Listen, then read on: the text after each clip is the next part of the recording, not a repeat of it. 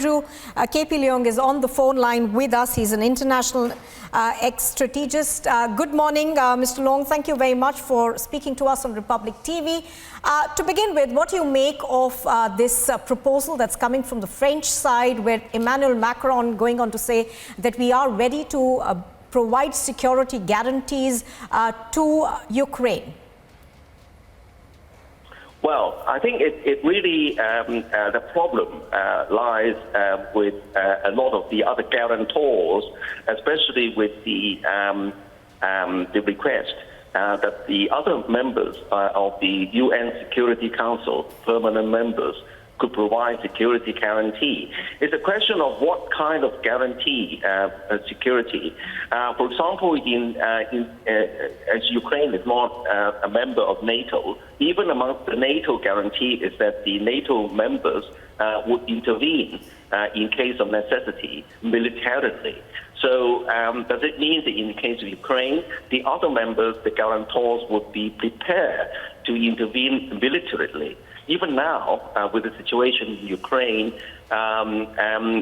both NATO and the United States do not want to be involved militarily inside Ukraine for fear that this will spark off nuclear Armageddon with Russia. So in the case of this peace deal on Ukraine, the need for security guarantee, you've got to come up with this problem of how to define the security guarantee. Now, if the security guarantee is not to mandate the guarantors to involve militarily in terms of exigency, risking a direct confrontation with Russia, the nuclear power, then what kind of guarantee? And the guarantee could take the form of maybe a peacekeeping force, maybe a commitment to mediate. Well, that is possible. I think that would square the circle. But would that be sufficient?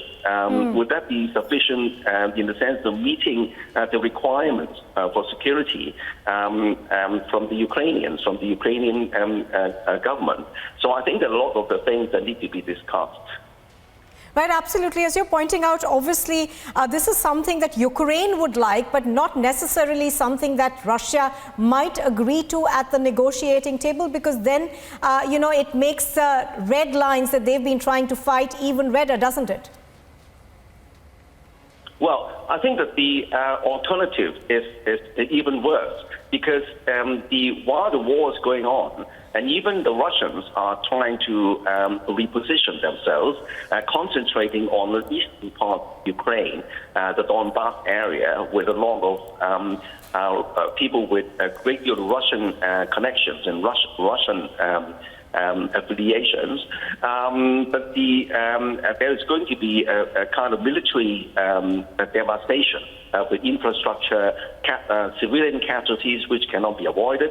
But above all, it really disrupts the entire world supply chain, because with the sanctions on Russia, and Russia being one of the biggest supplier of agricultural products and fertilizers, as well as energy to Europe, and a lot of European countries, some of them are 100% dependent, and even Germany is nearly 50% dependent.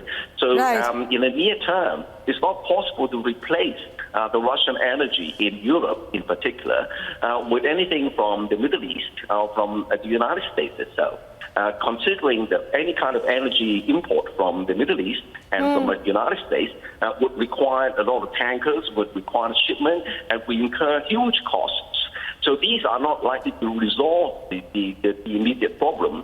And, and of course, all the European countries are suffering from the huge influx of refugees, this rattling a lot of economies. So the Ukraine situation needs to be resolved sooner rather than later.